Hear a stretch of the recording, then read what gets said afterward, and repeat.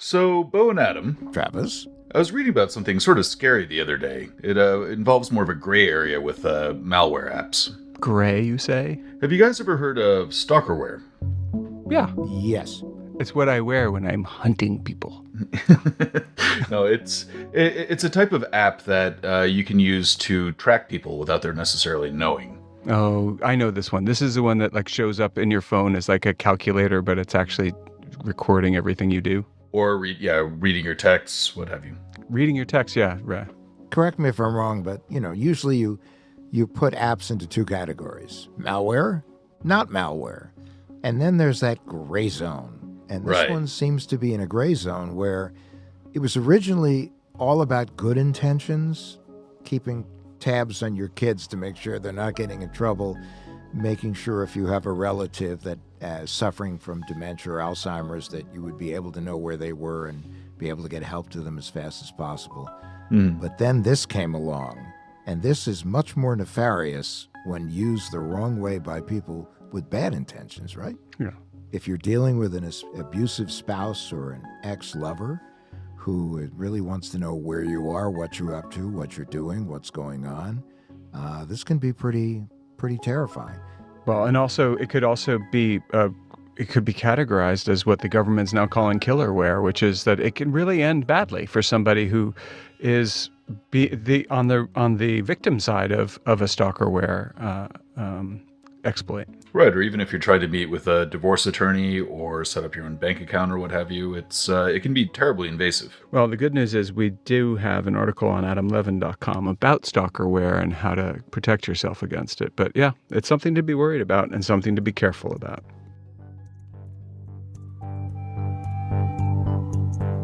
Welcome to What the Hack, a show about hackers, scammers, and the people they go after. I'm Adam Levin, defender of the defenseless, author of Swiped, founder of CyberScout, Cybertarian. I'm Bo Friedlander, and my social security number is And I'm Travis Taylor, resident tech guy and more cyber terrier than Terrian, I suppose.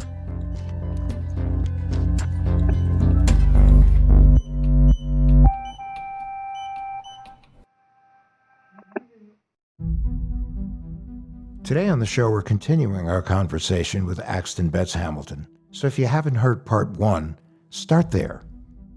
Axton Betz-Hamilton was 19 when she first requested a copy of her credit report. She expected a high score, but got exactly the opposite. My credit report was 10 pages long, full of fraudulent credit card entries and associated collection agency entries. She learned her identity had been stolen years earlier when she was just 11. Axton grew up dealing with the aftermath of her parents' repeated identity theft and her own struggles, as well as being one of the first known cases of a child having their identity stolen. If I would walk through a store with Mom, I would look at people and think, oh, is it you? Are you the thief? Are you the thief? Are you the thief? And that was what was going through my head. That really messes with your sense of trust. That's still something that I off and on struggle with today. After struggling through college to rebuild her credit, Axton finally found the person responsible for her and her family trauma. But the biggest shock was who stole it, her own mother. And not only did she steal my identity, she stole my father's identity as well as my grandfather's identity. She ruined her own credit and then moved on to ours.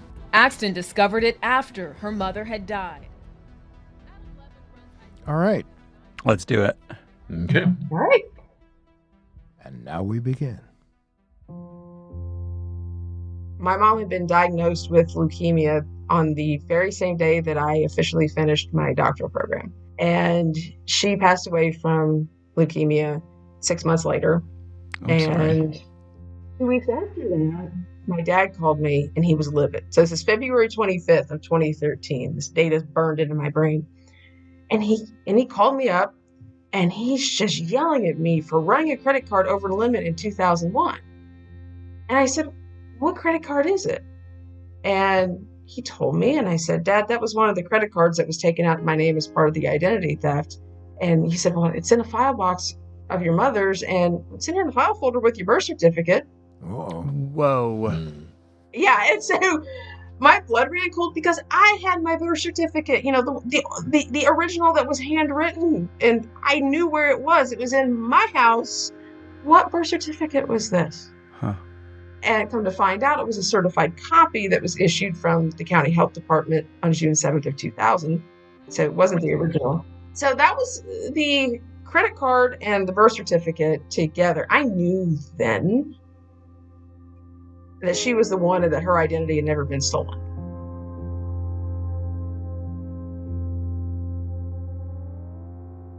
So my dad's the kind of guy that when he starts going through a room and he decides he wants to throw stuff away, it's all going away. Mm-hmm. And so I said, Dad, stop throwing things away until I get there. And I said, anything that looks financial that you don't know anything about, just put it on the workbench. And this was in an outbuilding on our property. I said, I'll come home and I'll take a look at it over spring break, which would have been in another 2 weeks. By that point, there was a mountain of papers on this workbench that Dad had found in this outbuilding where Mom had basically just rat holed things and old backpacks, and literally in between the pages of old books, you have to open the book and then receipts and different things would fall out. She did not pay their income taxes for the majority of the preceding 13 years. Whoa. Both federal and state hadn't been paying the property taxes. She actually paid the property taxes in January of 2013, right before the sheriff was going to put the property up for sale, and Dad and I didn't know that. So there was evidence that she had done that multiple times where she had been delinquent on the property taxes. She was applying for credit cards in Dad's name, my name, but more recently, his name and my grandfather's name. Wow. There are some indications of employment fraud, too. Oh, how many credit cards were there that she was applying for that you could see? Oh, dozens. And most of them were store credit cards, clothing store credit cards, because they're easier to get. Yep. And their interest rates are significantly higher. So, yeah. Right, but she wasn't paying them, so she didn't care. Right. And I told Dad, all those clothes that we went through after she died and gave to charity, she didn't pay for those. We found evidence from the credit cards that she did get from these different clothing stores. She wasn't paying for them.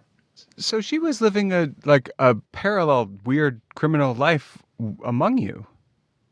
Right. And so I totally became an amateur cold case investigator with this. And wait, there's more to the story after this. Oh, there's so much more to this story. So I got into her Facebook account, and she was using her maiden name on her Facebook account, which a lot of women do that. That wasn't really a red flag to me prior to her passing away. But I found over 4,000 private messages that she had written to high school friends of hers and others. And in going through them, there are these really vivid stories of things that are just wrong. Like that my dad had cheated on her and had left her and gotten remarried. And then also my dad had died and that she was engaged to this other guy. And she didn't have an engagement ring. She did. That she apparently bought herself, because we found the receipt. It's actually the ring that I found in her jewelry box because I couldn't find her wedding ring. That's the ring set that I found in her jewelry box that I used in my own wedding that was in her hospital room right before she passed away. So I wore that ring as my substitute wedding ring that was her fake, nasty engagement ring for an engagement that didn't even exist. Well, so there was no, she didn't have another life with another family anywhere that she was also doing identity theft with. She just was telling stories to people. Yes, there's some veins of truth in the stories that I've been able to verify. Gotcha. A lot of it I haven't been able to verify. And then that was and this is how you found out that there was over $500,000 in debt all told.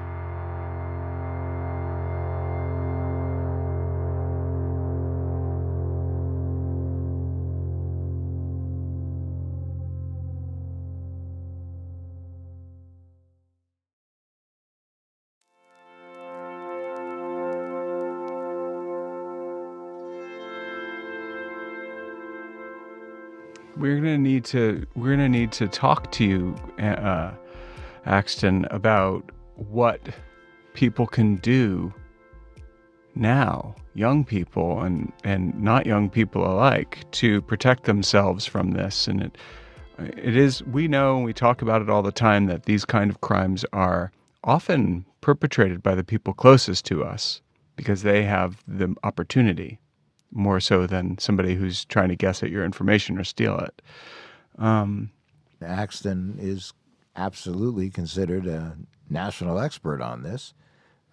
She's dedicated a significant portion of her life to learning what the threats are and how to defend against them. She lived through the threats and did the defense. What's the very first thing you'll tell? I have two children. One is 17 and one is 19. When they were 15 and 17 or something, I got them both credit cards in my name that I could monitor, my credit card with their names on the credit cards, so I could monitor it and get them used to using it. It was just one idea. I don't even know if it's a good idea. You teach this stuff. What do you recommend for parents and for young people? Sure. So, above all else, communication and financial awareness is key. So, one of the things that gets people into trouble is that they don't want to talk about finances. They're not comfortable talking about finances. And that was true in my own family to some extent. And that's, I think, enabled my mom to do some of the things that she did. So, understanding credit, understanding identity theft, for young adults who are just turning 18, one of the first things they should do is get their credit report. Look at what's on it. Start disputing things that are there that are incorrect, if that's the case. I have students in my Intro to Financial Literacy course pull their credit report for a class assignment. And one of the things that they'll often tell me, they'll come to me and say, well, annual credit report shows that there was no information. What do I do? That's good. That means there's no credit in your name that shouldn't be there. No one was using your identity from age 0 to 17. That's good. But that knowledge is power. Axton, in your experience, have you found that people tend to get a credit report, look at it, their eyes glaze over, although credit reports are getting much better now, and it's almost like I did it, but then they don't do anything about it. They don't look, in particular, look for things that they didn't do. Right. So that is something that I've, to some degree, encountered as a challenge. And just sitting down, it's important to sit down and look at every item. So any negative account information, any positive account information, because just because there's an account that's being reported positively doesn't necessarily mean it's your account. Somebody else could have opened a credit card in your name and be making payments on that. Also check and see under the inquiries, if there are any inquiries on there that you didn't make. Look under the aliases to see if there are any names that are reported using your social security number that aren't your names. So that was something that was true on my credit report as well. Those are all indications that there's potential identity theft. So look at every item. Just because there's not something screaming at you from the top of the credit report that says this is a negative account, there are more potential indicators, and you have to dig a little more deeply with the credit reports. One thing I'm wondering about is the sort of emotional element involved here. Do you have any advice for people, especially young people who find out that their credit's been stolen or their identity's been stolen? Any kind of resources just to help them kind of grasp with the real betrayal that happens there? Right. So in the research world, we have been slow to acknowledge the emotional as well as the physical consequences. I have a paper coming out soon about that. But one thing that I think is critical, and I have a book that I'm looking at right now, is to recognize that oftentimes in these cases, particularly when a family member is the offender, there's trauma here. Mm-hmm. And my research demonstrates that in cases where a family member is the offender, this is a tool in an abuser's toolbox. Mm-hmm. There's other abuse going on. And depending on that type of abuse, there may be additional forms of recourse for that victim. But they have to be ready. And, um, you know, they can be referred to different referral sources, such as for medical care and mental health services and different support groups. In fact, there are some identity theft victim support groups out there in larger cities that I've noticed over the years. But I think folks need to recognize that, yeah, they've been traumatized. And Unfortunately, in greater society, most identity theft victims are not seen as experiencing something traumatic, but it now, can be a traumatic experience. the isolation that you experience, do you find that in the cases that you've studied that is common? Yeah, so in the cases I've studied, it's actually been kind of humbling for me because my case is not the worst. That's far from the worst. What is the worst that you've seen? The worst I've seen is um, one case, their father was the offender, and the father had also sold the child into human trafficking. Oh, There was physical abuse, there was emotional abuse, there was sexual abuse within the family and the identity theft, and the father sold the child into human trafficking. And she's doing well. I think it's important to recognize that victims can have resilience. Resilience in the face of identity theft, of course, is a positive thing. And there are more stories like mine that are being presented in the media and in different books. And this particular victim, she with her situation, she got away from the human trafficking. She was living in a woods for a while in high school. So she was still going to school, finding ways to get her basic needs met, albeit not the best situation. And she now has a master's degree. After reading my book, she's working on a book about her experience.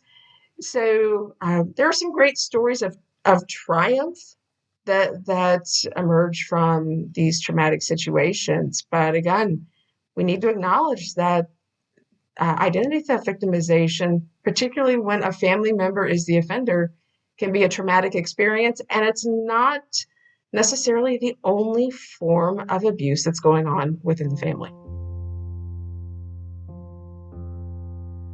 When this goes on in a family, oftentimes the police will tell you, as you know, oftentimes people don't talk about it. Correct. And I had a situation, a friend of mine, his father opened credit card accounts in his name while he was helping my friend open credit cards because he was going off to college. And he found out his dad had run up $30,000 worth of credit card bills. And he went to him and he said, "Dad, what's going on?" I said, "Well, I needed to." He said, "Well, you got to help me here because I owe $30,000 to credit card companies." His father said, "I can't. I don't have the money to do it."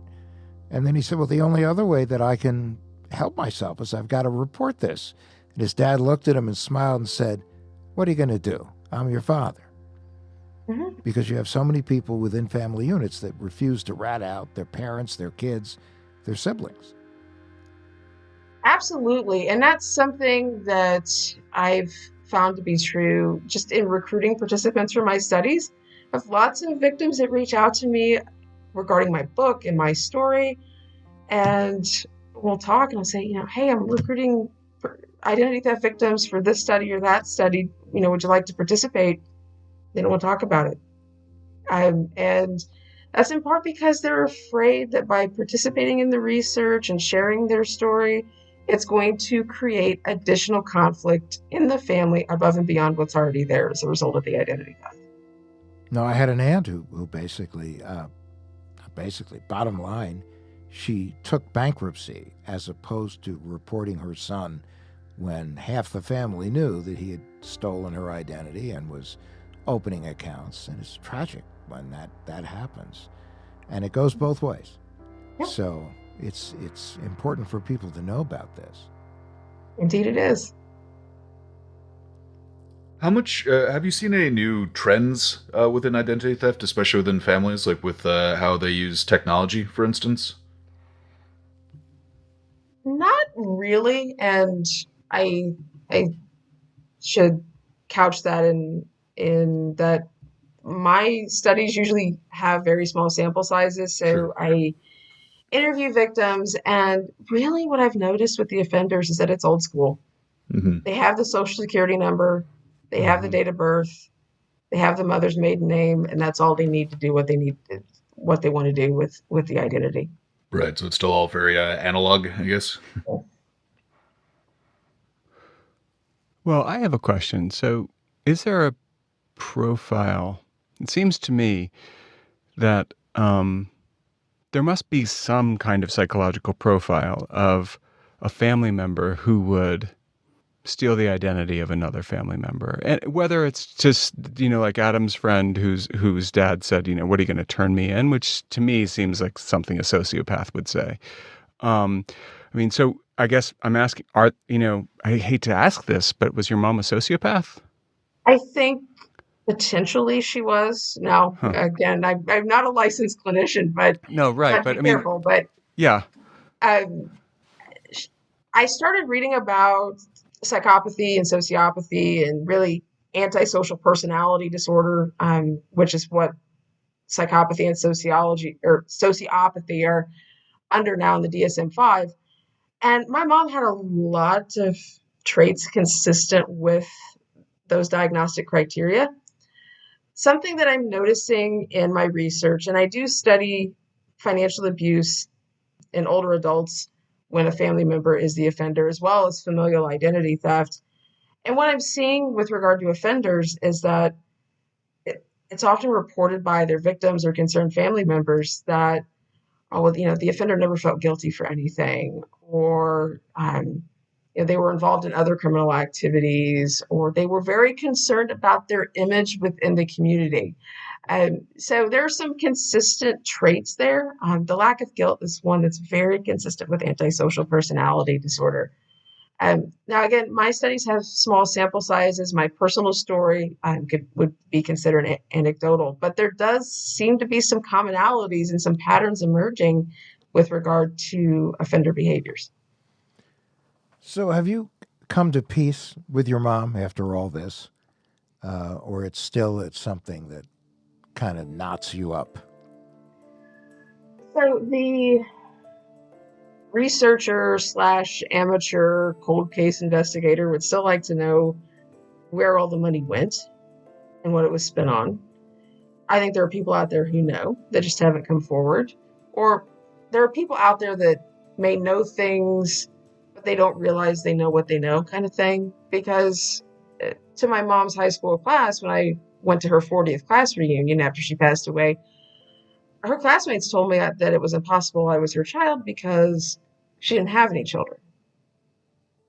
So, people may know things and not make the connection because there are people out there that think she didn't have children and wouldn't connect the names because she was using her maiden name, and I have my dad's name and my husband's name hyphenating. So I'd like to know where the money is. There is a sense of, I don't know if it's peace or not, but a sense of accomplishment or triumph in that I wrote the book. So one of the things that I had hoped to accomplish along the way with my career and trying to identify the offender was that I wanted to identify the offender in my case and hold them accountable. And prior to knowing that it was Mom and her passing away, I had hoped that would look something like holding them accountable through the criminal justice system, and Right. seeing them get the appropriate punishment in court and all those things. That was never going to happen, just the way things played out. So there's a part of writing the book that, in a way, I think is my way of holding Mom accountable for what she did. Her misdeeds didn't end with her death. And by sharing my story, it helps other victims know that they're not alone. So it doesn't necessarily tell them how to recover or how to protect themselves, but it tells them that, hey, someone else went through this too. And I've had people reach out to me and say, thank you for writing the book. I didn't realize that there were other people who experienced what I did. So you have your mom's ashes in an urn on a shelf in your living space, and it sits directly across from the book. So there's some maybe justice in that. That seems to be the sentence. And you didn't spread them into a live volcano. So obviously that means that you have come to some peace with this. Well, when Mom was passing away, one of her last wishes was to be cremated and then come with me to Illinois. And she didn't want to go with Dad. And we didn't understand that at the time, but we wanted to honor that because, you want to honor the last wishes of your loved one. And Dad and I have talked about this. We think she knew what was coming. And, my dad's a farmer. And I think Mom on some level probably thought, well, if, my ashes go with John, they're going to end up in the manure spreader.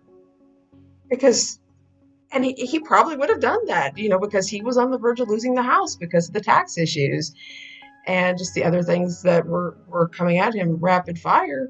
And I think she knew that I wouldn't do that. Now, how she knew that, I don't know.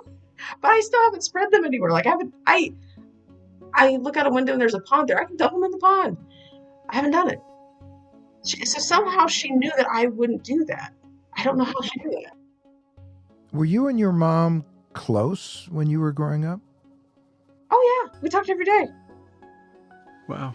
I mean, I'm fascinated by this weird dichotomy in your mom, that she was a mom and she loved you and she had a relationship with you that was meaningful and deep and also was your identity thief. Yeah, I was gaslit, I think, my entire life. Yeah.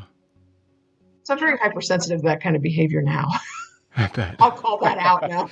As a matter of fact, I do remember one of my favorite quotes when we talked about it for the book, Bo and you and I, was when you said, I ate Thanksgiving dinner for 19 years across the table from my identity thief. And it's like, who knew? Who knew? Right. But you were incredibly brave through the entire experience. You've accomplished an enormous amount. You've actually used this to fuel you and your career.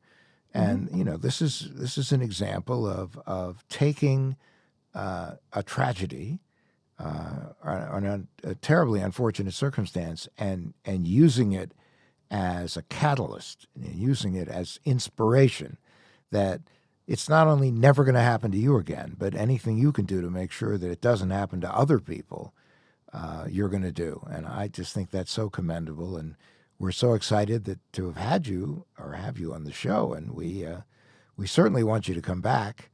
And again, we always say this is a no-shame zone, but we also hope this is an empowerment zone for people. And you've certainly helped us help other people. So thank you so much. If you want to know more about Axton, and in particular, what she went through and how she handled it, and thoughts about what people can do in order to protect themselves, the book is called The Less People Know About Us. And it won a 2020 Edgar Award for Best Fact Crime. It's a really good read. To which we respond, dude. And Axton, this is available like on Amazon and normal booksellers online and otherwise that people would go to? Yes. So anywhere that you buy books, you can get my book, and it's available, of course, in hardback as well as ebook and an audiobook as well. Thank you, Axton, so much. Yeah, thank you for having me. This was fun.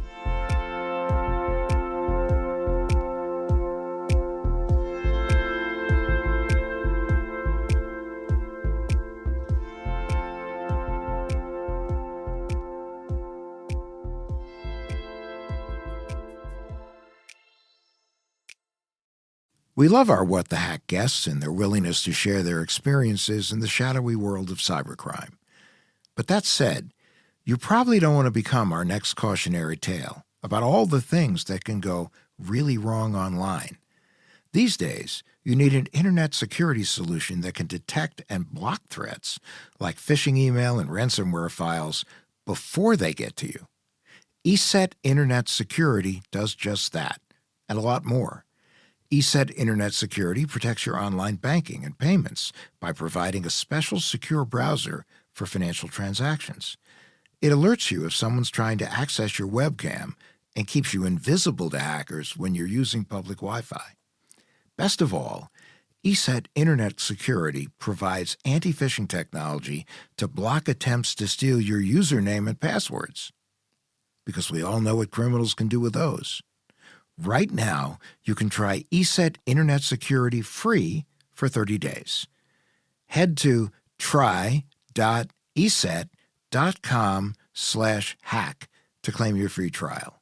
That's try.eset.com/hack.